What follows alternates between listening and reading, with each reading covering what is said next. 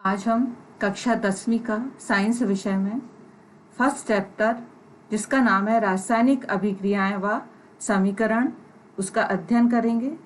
आज की इस क्लास में सभी छात्राओं का स्वागत है।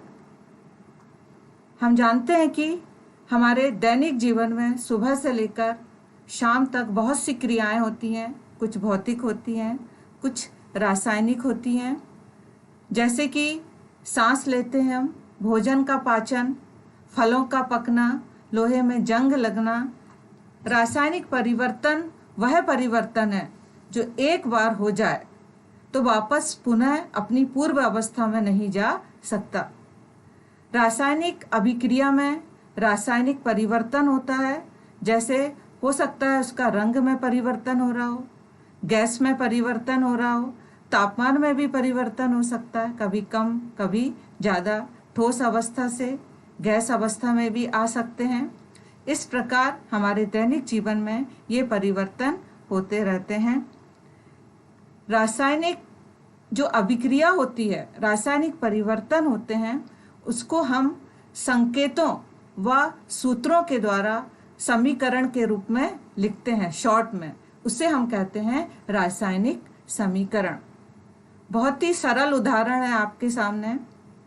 Mg plus O2 is equal to MgO।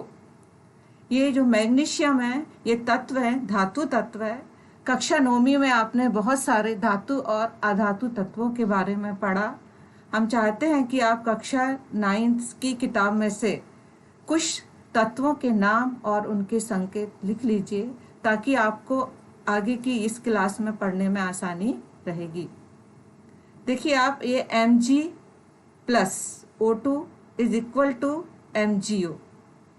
ये तीर का निशान है। इस तीर के निशान के बाईं ओर आप देखोगे तो ये है अभिकारक, और इसके जहाँ नोक है तीर की वहाँ देखेंगे ये है उत्पाद।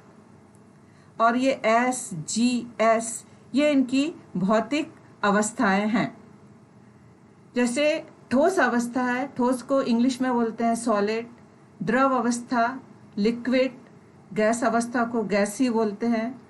और किसी भी पदार्थ का जलीय विलयन एक्वस, उसको हम शॉर्ट में बोलेंगे AQ।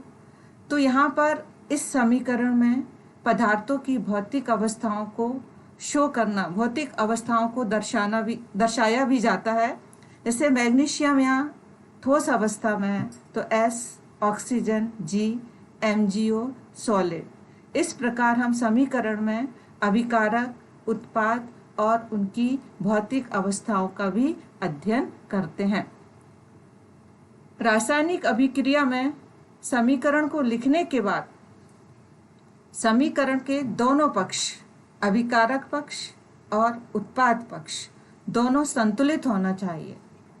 कक्षा 9 में आपने पढ़ा है, द्रव्यमान संरक्षण के नियमानुसार ना तो किसी पदार्थ का विनाश होता है, ना किसी पदार्थ का निर्माण किया जा सकता है। अर्थात दोनों पक्षों में, अभिकारक पक्ष और उत्पाद पक्ष, दोनों में परमाणुओं की संख्या बराबर होनी चाहिए। यहाँ देखिए आप, Mg प्लस O2 ये एक पक्ष हो गया, और MgO, यहाँ Mg के एक परमाणु हैं। आप गिनेंगे कैसे? Mg है, Mg के आगे पीछे कुछ भी नहीं लिखा, इसका अर्थ है कि Mg का एक परमाणु। ऑक्सीजन के नीचे 2 लिखे हुए हैं, इसका अर्थ है ऑक्सीजन के 2 परमाणु। इस पक्ष में Mg का एक परमाणु, ऑक्सीजन के 2। यहाँ देखिए आप, इस पक्ष में Mg का एक ही परमाणु है और ऑक्सीजन का एक ही परमाणु है। अतः यहाँ समीकरण संतुलित नहीं है। ऐसे समीकरण को हम ढांचा समीकरण भी कह सकते हैं। इसके पश्चात हम इस समीकरण को, हम बहुत सरल समीकरण है, संतुलित करेंगे। ये अनुमान से संतुलित कर सकते हैं। जैसे यहाँ ऑक्सीजन 2 था तो हम यहाँ इस पक्ष में भी ऑक्सीजन के 2 परमाणु करना चाहते हैं तो हमने यहाँ 2 लिख दिया। अब मैग्नीशियम यहाँ 2 परमाणु हो गए, अब यहाँ पर भी हमें 2 लिखना पड़ेगा। इस प्रकार ये हिट एंड ट्रायल विधि कहलाती है और अधिकतर समीकरण हम इसी विधि से संतुलित करते हैं। अगला दूसरा समीकरण हम संतुलित करने का प्रयास करते हैं। Fe लोहे का संकेत है। Fe plus H2O is equal to Fe3O4 plus H2। यहाँ पर दोनों पक्ष में, अभिकारक पक्ष और उत्पाद पक्ष में, Fe यहाँ पर एक परमाणु है, यहाँ 3 है। हाइड्रोजन के यहाँ 2 परमाणु हैं, यहाँ हाइड्रोजन के 2 परमाणु हैं, संतुलित है। ऑक्सीजन का यहाँ 1 परमाणु है और यहाँ पर 4 है।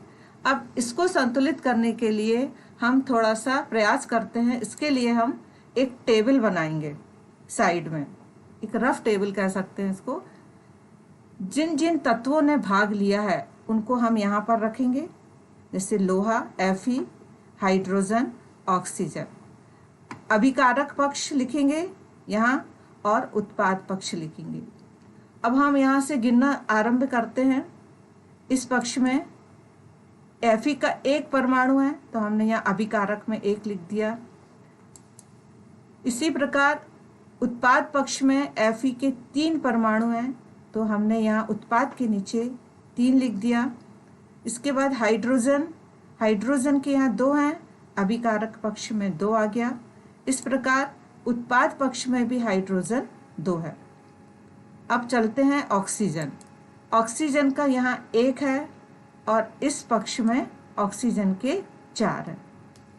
अब हम यहाँ पर ध्यान से देखेंगे, ये जो टेबल है यहाँ पर लोहा आयरन अभिकारक पक्ष में 1, उत्पाद पक्ष में 3 परमाणु, हाइड्रोजन अभिकारक में 2 और ये 2 संतुलित है, ऑक्सीजन 1 और उत्पाद में 4।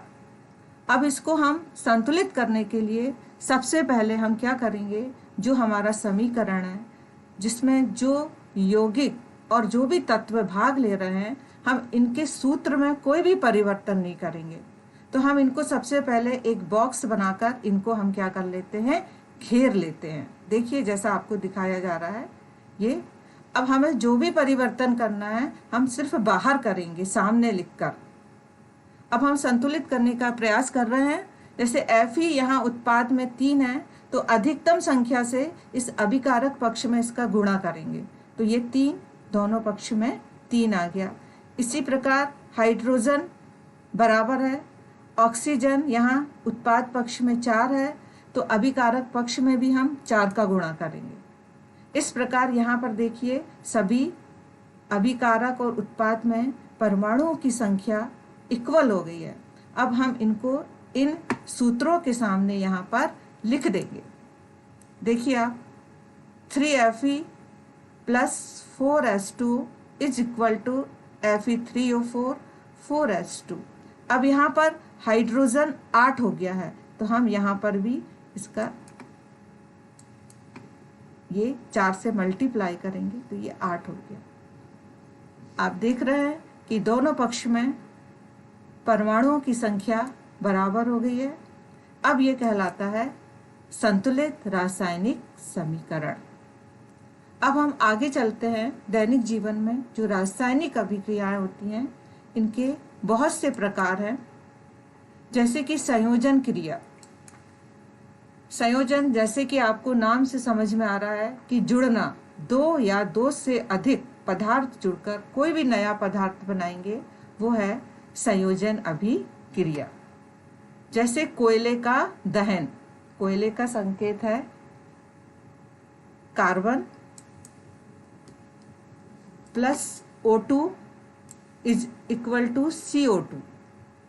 आप यहाँ देख रहे हैं कि 2 अभिकारक कार्बन और ऑक्सीजन यहाँ 2 हैं, 2 के बीच में हम एक धन का चिन्ह लगा देते हैं। यदि 3 होते तो हम 1 प्लस करके और भी जोड़ सकते थे। इज इक्वल टू CO2, यहाँ पर एकल उत्पाद बन रहा है, कार्बन डाइऑक्साइड गैस उत्पन्न हो रही है, तो इसको हम कहेंगे संयोजन अभिक्रिया। ये भी हमारे दैनिक जीवन में क्रिया होती है।